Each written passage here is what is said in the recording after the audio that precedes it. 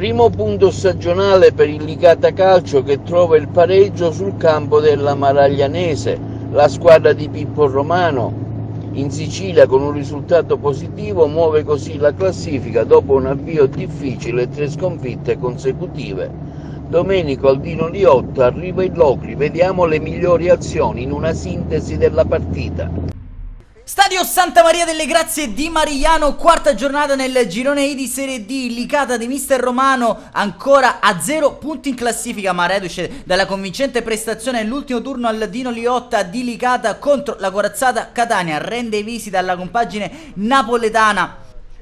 Reduce dal pari al Corrado Alvaro di San Luca, saranno gli ospiti a gestire il primo possesso e attaccare a sinistra verso destra i vostri videoschermi. Prima occasione importante di marca locale però dopo 2 giri di lancette con l'azione sviluppata tutta in verticale sul binario mancino con Costa che scappa via il diretto marcatore, serve Di Dato che carica il destro, non inquadra lo specchio e la porta difeso da Valenti. 10 minuti più tardi ancora Mariglianese pericoloso, sempre con il proprio numero 9 Di Dato servito da Maidana, il suo mancino viene neutralizzato da Valenti in tuffo.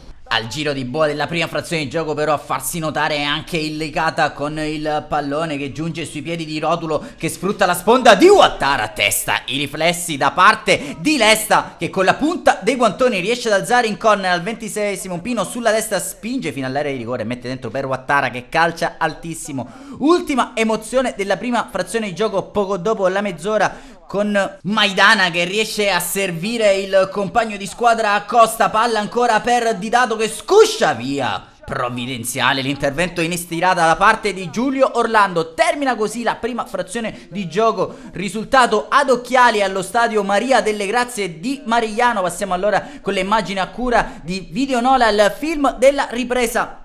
Nessun cambio fin qui né da parte di mister Romano né invece da mister Senigalliesi. Licata che parte bene nella seconda frazione di gioco e dopo 3 giri di orologi si rende pericoloso. Tutto parte dai piedi di Rotulo che allarga a destra lì dove sale l'under di mister Romano Pino. Dopo una buona transizione offensiva il cross velenoso per la testa di Minacori che trova la deviazione sul primo palo, non il bersaglio grosso. Ancora Licata pericoloso al minuto 56. Minacori l'assistenza per Frisenna, prova a caricare il destro a salve in 2 tempi, fa suo il pallone. Lesta al 65esimo, azione corale da parte della Mariglianese che si distende sul binario mancino. Maidana calcia dal limite dell'area di rigore, reclama un possibile tocco con le mani da parte di Orlando, lascia proseguire giustamente il direttore di gara. 5 minuti più tardi Balde subentrato a Ouattara serve dentro per Minacori. Minacori col mancino debole e deviato il suo tentativo, facile preda da parte